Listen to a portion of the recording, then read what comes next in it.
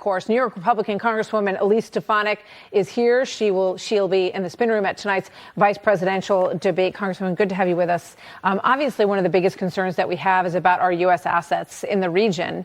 And let's put up the map that shows the U.S. Navy assets in the region. And you can see we know that two of those assets were used today. Two destroyers were used today to intercept some of these missiles. But we heard Brigadier General Ryder say that, basically it's a game changer if U.S. Personnel or assets are hit in that region. What's your take? My take is the fact that we are at this situation, Martha, is a direct result of the weak and failed foreign policy of Joe Biden and Kamala Harris. And given this horrific news today, I think we're going to hear a lot about that on the debate stage from J.D. Vance tonight. This is a result of the billions of dollars of sanctions relief from the Biden administration, essentially writing the check for these attacks on Israel, whether they were through the proxies of Hamas and Hezbollah or this unprecedented direct attack from a hypersonic ballistic missile.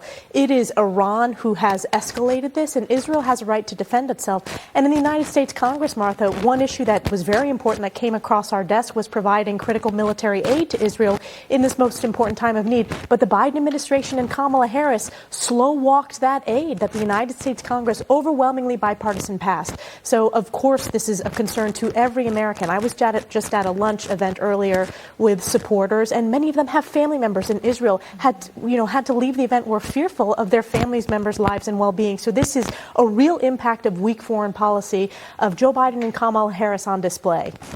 So let's put up the other map that shows U.S. bases and facilities in the Middle East. And you can see that obviously it's not only a concern for Israeli citizens, which is completely understandable, but also for American families who have young service members who are serving in all of these places. I mean, Israel is so tiny that you can barely see it on this map.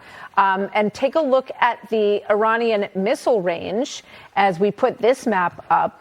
Again, Israel obviously on the eastern Mediterranean in that image. You can barely see it, but this is the missile range that Iran has access to in that region. Is this the moment that Israel should be empowered to take out or to at least mitigate the nuclear threat that is presented on their border?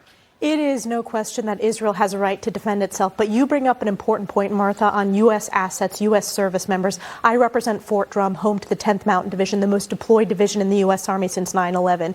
And this administration has not had the back of our men and women in uniform. If you think about the catastrophic withdrawal from Afghanistan, this administration needs to make it crystal clear that any threat, any targeting of U.S. forces, which, by the way, has been happening to U.S. forces in the region, that we need to make sure that never happens. And that did not happen under President Trump. We had peace and stability in the region. We had historic Abraham Accords. This would have never happened on President Trump's watch. Yeah, obviously, tonight is a big night, and you will be in the spin room for the J.D. Vance side of the equation. So we're going to be covering that from beginning to end. Elise Stefanik, Congresswoman, very good to have you with us. Thank you, Martha. Thank you so much for joining us.